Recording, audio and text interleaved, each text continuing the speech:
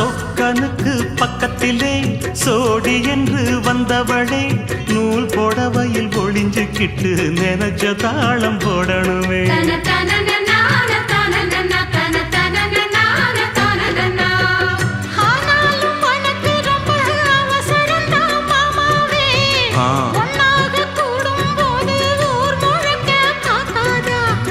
பார்த்தாலும் தவறு இல்ல பனியுறங்கும் ரோசாவே உன்னால சொத்த வச்ச மூக்குலதான் வைக்காத